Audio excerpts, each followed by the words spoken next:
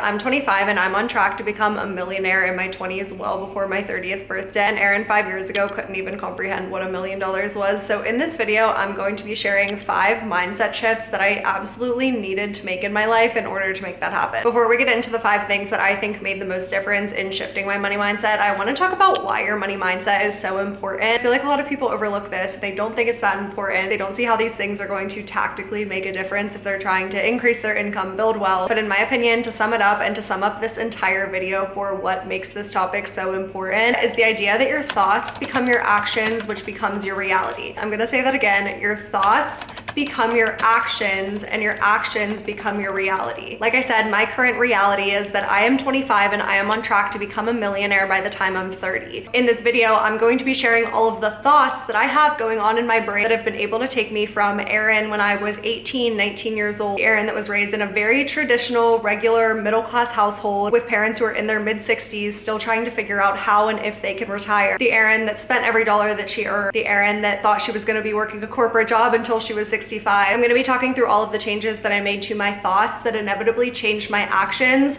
which those actions are what determined my now reality. So with that, let's get into my 5 favorite money mindset tips. The first one, and probably the most important one, is the idea that what you're capable of is limited by your environment. This is single-handedly by far the most important thing that was the most impactful for me when I was first starting to learn about money, when I was first starting to learn about investing, when I really got into personal finance and was like, wow, I really want to build wealth for myself. For most people, unless you grew up in a super wealthy household, you grew up with parents who were investors, they own their own business, unless that is the case for you, your environment is probably very similar to mine, where everyone around you is doing something very traditional. When I grew up in a very normal household. My parents both work. They're both probably going to work until close to the age of 70. I didn't know literally anyone that didn't have just like a regular job. So when I went into college, that was really all I thought of for myself as well. I was gonna go to college, get a degree, get a corporate job, work there until I'm 65 and then retire. But then in college, a couple of years later, I accidentally kind of stumbled into learning that there could potentially be a lot more for me out there. When I was 19, I was dating a guy that was fresh out of college and he was a financial advisor. He always told me that his goal was to retire at 40. And I remember at the time thinking that this guy was absolutely insane. In my mind, retirement was an age, it was not a number. I only knew of my parents who were in their mid-60s and still trying to figure out how they were gonna retire. And here was this 22-year-old talking about how he wanted to retire 25 years prior to that. He was the one that exposed me to my now environment. He started sending me money books and money podcasts to listen to. They were talking about all of these people who were doing super inspiring things with their money. They were real estate investors. They were building businesses, selling businesses for millions of dollars. They were retiring early. They were taking a year off to travel in their late 20s. It was a world that I was never exposed to before. So what he did for me was he changed my environment. I think they call this the law of oneness. And basically what this means is that what's possible for one is possible for all.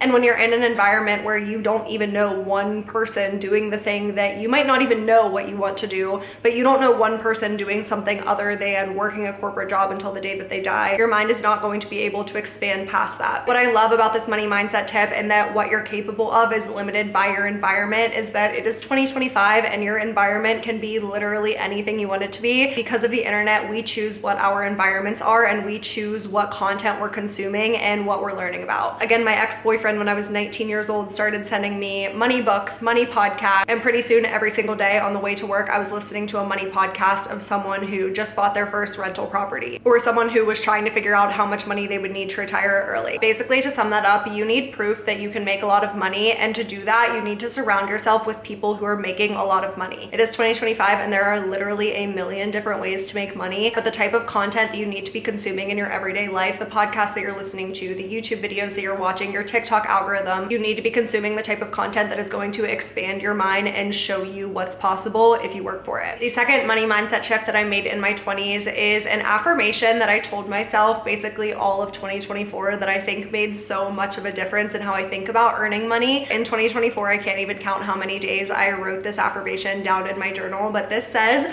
I'm in control of how much money I make. I have this quote on my iPad dashboard, so I'm looking at it every single day. I wrote it down in my journal almost daily. And this one is really about the idea that now that you have that proof that you can make a lot of money, because there are a lot of people out there making a lot of money, you need to be constantly reminding yourself and affirming that belief that how much money you make is in your control. I love the term radical self-responsibility. I heard that in a podcast a couple of years ago and it really stuck with me. But essentially it's just the idea that whatever happens to you, positive or negative, is because of you. This is obviously not saying that there aren't any external factors that are impacting where you are, but it's saying that it is completely worthless to put any energy into external factors. The only thing that's worth spending your energy on is what's inside of your control. The more that you can assume responsibility of your income and say, I'm in control of how much money I make, the easier it's going to be for you to show up consistently. Another thing that kind of goes hand in hand in this for me is the idea of consistent work, not hard work. I think shifting our mindset from the idea of if there's something that we want to do, it's going to take hard work, to it's going to take consistent work really makes me feel like I can do literally anything. And knowing again at the end of the day that I do have control over my thoughts, my actions, and those end up turning into my reality makes it so much easier to show up consistently. The next one is my favorite quote that I heard in 2024, which is that money loves speed, wealth loves time,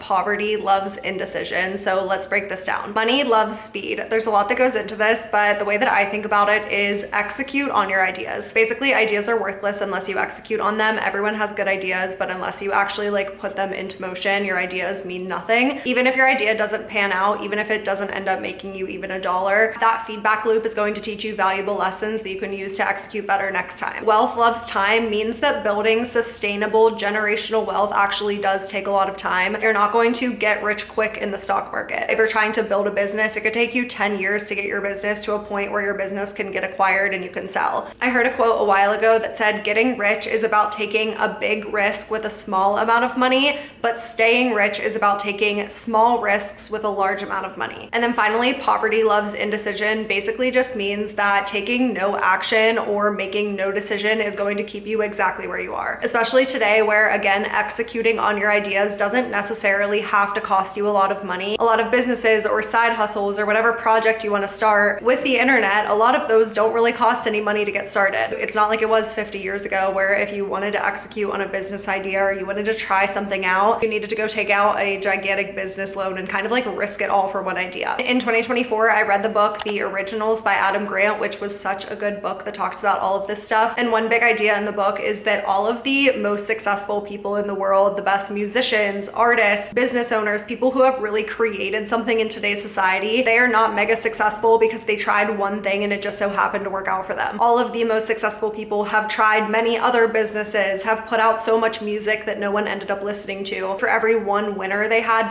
hundreds or thousands of losers. So they're putting out such a sheer quantity of work until they find something that sticks and inevitably makes them super successful. What this means for you is try something, because even if that specific thing doesn't work out, trying that thing is going to teach you 1 or 2 or 3 big lessons that you can use to take to the next thing, and it compounds from there. The next one is taking the mindset that every dollar that I spend comes back to me times 10. This is kind of the idea around you have to spend money to make money, and money that you spend on yourself to learn, grow, investments that you make into your business, those have to be seen as an investment, not as money spent. And you have to look at it as an investment in yourself is the best investment that you can make when you trust yourself to actually take action on your ideas. I spend thousands of dollars a month on my business for things like outsourcing tasks to freelancers. I hire coaches. I spend money going to conferences so that I can learn. It's my goal to actually spend more on these types of things in 2025, because over the last couple of years, I've seen that when I do spend money, it does come back to me. And spending money on these types of things really does light a fire under you to work harder and get your ROI. And then the last one that has really made a big difference in my money mindset over the past couple of years is the idea that money is an exchange of value. Everyone always says that money is an exchange of energy, and I do agree with that, but I think for me, it's a lot more concrete to think of it as money is an exchange of value. You make money when you provide value to someone else. This sounds super intuitive, but you'd be surprised how you kind of lose this mindset, and it needs to be a constant reminder as you're going about increasing your income. Every single day as you're working to increase your income, it should always start with who am I providing value to, not how am I going to make money. When you provide value, the money follows. I think it's also important to quantify how much value you're providing to someone. So let's say you have a business idea. Decide who you're providing value to with this idea, and then quantify how much value you're providing to that person. If it's a small amount of value, you're never going to earn a large amount of money. So that's when you figure out, okay, am I going to provide a large amount of value to a small amount of people, or am I going to provide provide a small amount of value to a large amount of people in order to make more money. And that brings us to the end of today's video. This was a quick one, but this topic is super, super important. It is so important to have these types of expansive conversations in your life, especially if you're at a point where you know that you want more for yourself, you want multiple streams of income, but you have absolutely no idea where to get started. Let me know in the comments which of these money mindset tips you found the most helpful, or some of your own tips that you've heard that have made an impact to your life as well.